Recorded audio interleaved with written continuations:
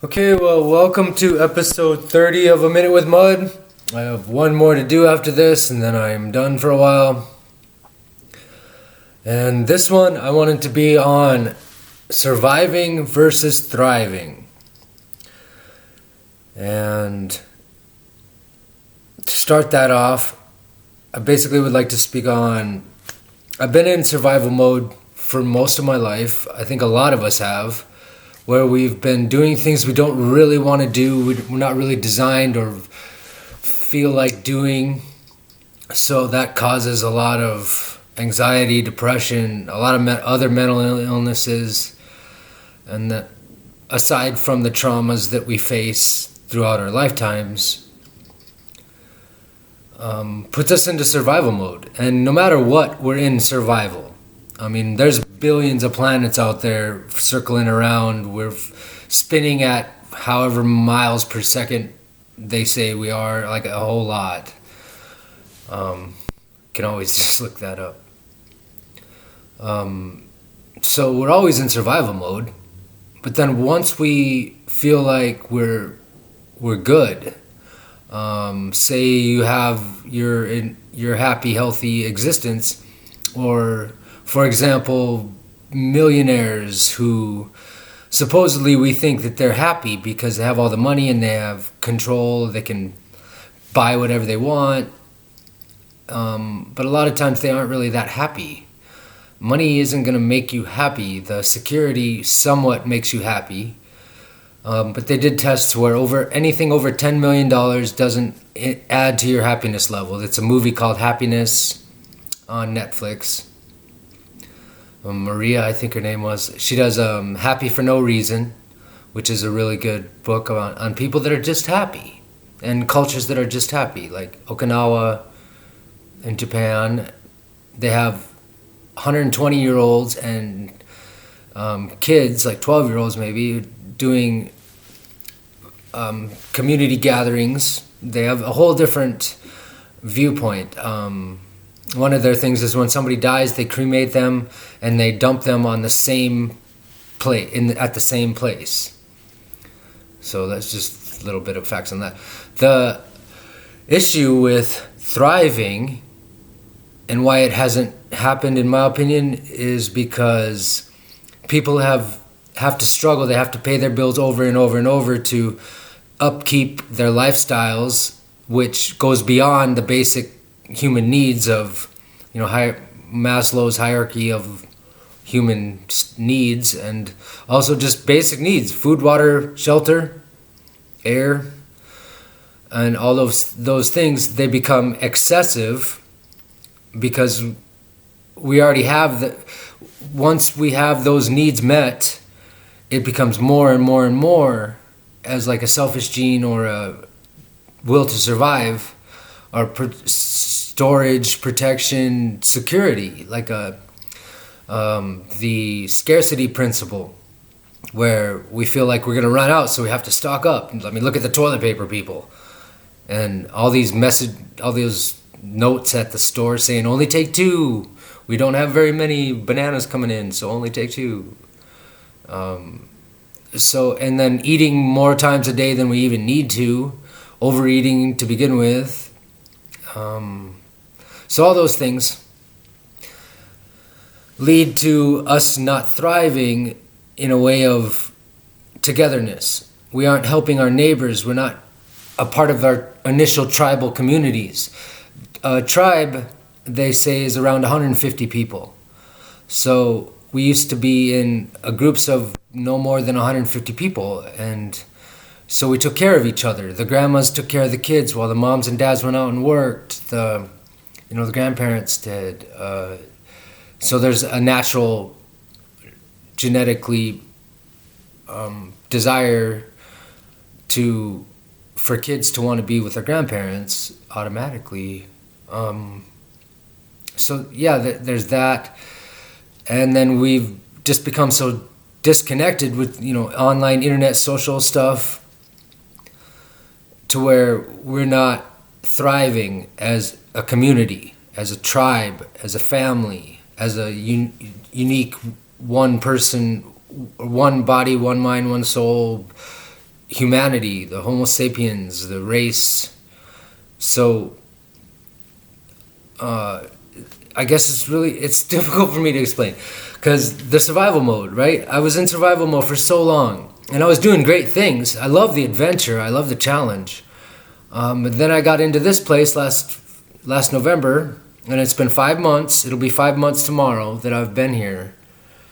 And for the first couple months, I was just like, oh no, what do? I didn't want a bed. I didn't want none of that stuff. I was just living out of my backpack, fine. And of course, I was being provided for as far as food and certain shelter things. Like my friend helped me out. I stayed at the shelters. And the shelters and Salvation Army have food. So, that's not really the best way of living. But I had to do it. I had chosen to go homeless at first. Then I had ended up homeless. Then I was home free. So, but now that I've been here for 5 months, and multiple months, I'm just like, okay, well, I don't have to do anything. I don't want to do anything.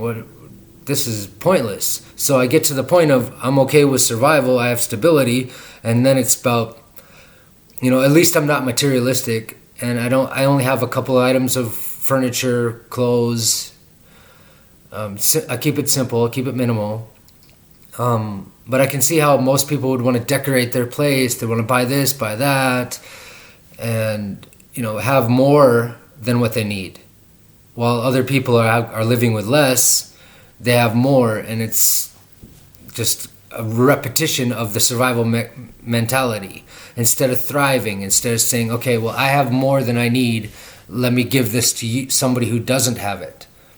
And there's a great movie called Thrive that talks about the Taurus energies and how we all have that, to where there's this middle and it's constantly circulating, and a lot of other healthy stuff. So now with this quarantine and all these businesses shutting down and everybody worrying about everything, I'm wondering, how is it going to go back into thrive mode?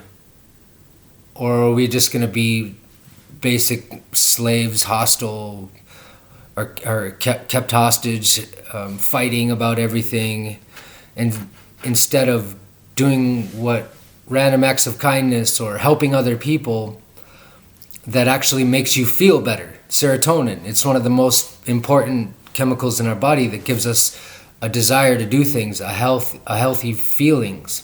That and dopamine. Dopamine's more of an overcoming one. But right now, and in our daily lives generally, there's so much cortisol, which is the negative one. It's the fight, flight, freeze response. So just helping another person out is going to give you more thriving and surviving at the same time. So that's a lot of why Planet Perfect Days was designed. Is if it doesn't feel good, if you don't want to do it, you're not going to do it.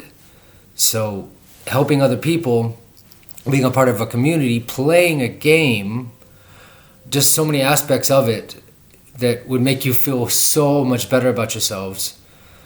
And I'm really, I'm going to be working on it even more, because I kind of gave up after a while. I had my waves of humanitarian all-in kind of attitude.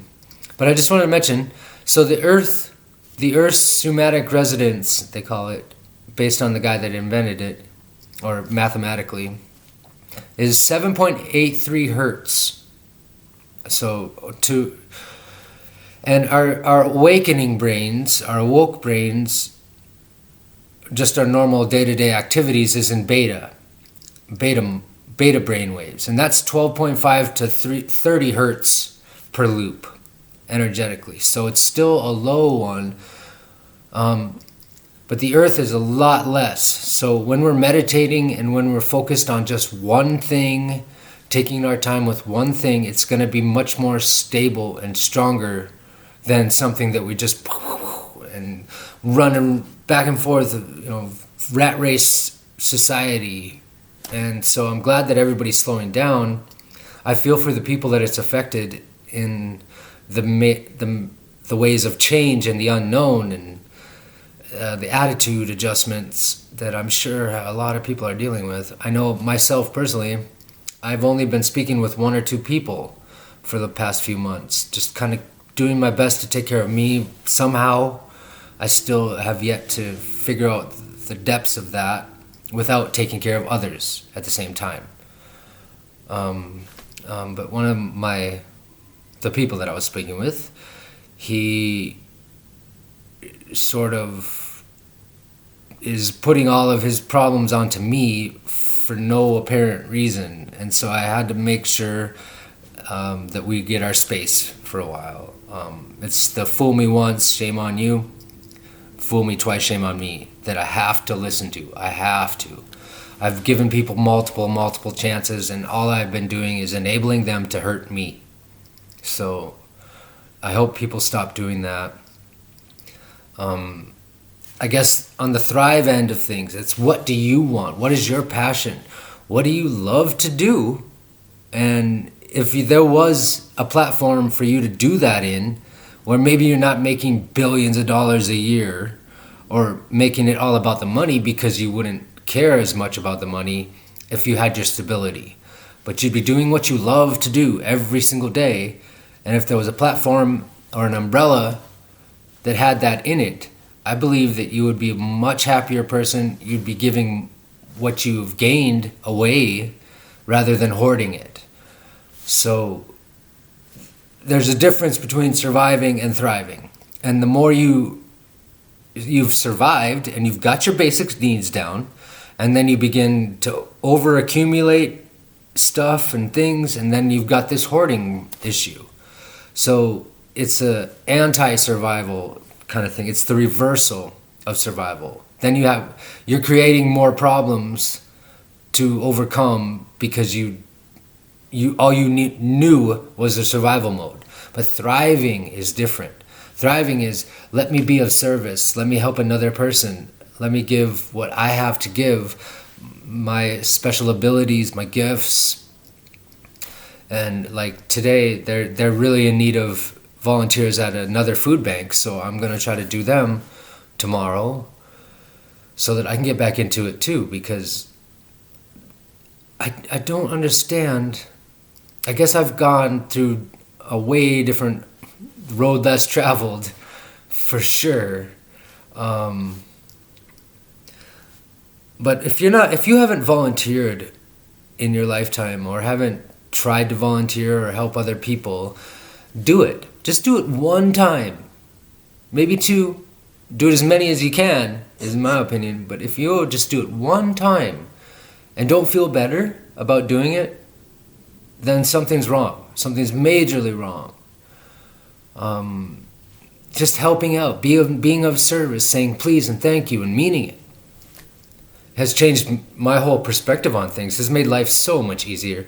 I could go through all kinds of pain and traumas and still be okay. I just don't want to, I'm done inviting them. I've got to stop inviting them. And I think that's what, as a collective, we've been doing, because all we've known and been domesticated with is grow up, go to school, get a job, pay your bills, buy things. So obey and consume, like they use in that old commercial. And when they used to do the Pledge of Allegiance or God Bless America song back in the 60s, I think, and they'd have obey and consume, subliminal messaging in there. Yeah, we're going through a lot of changes, and we're all going to be documented. We're all going to be tracked in a whole lot of different ways. That's almost a guarantee after all of this. So what you think your privacy is won't exist. It already doesn't. So thriving, though, we need to come together. We need to group up, put all the nonprofits and life-affirming services, for-purpose people, education, biodegradable environmental products, everything under one umbrella, to where it's simple and we feel good about what we're doing. Whether you're an environmentalist or not, it would definitely take away from the narcissistic, all about me, self-centered personas that nearly everyone I've met has. I mean, mine, at least, Power off. is on the selfish giving aspect. So yes, it's a little grandiose, a little vulnerability. That's not a bipolar disorder. That's not part of it.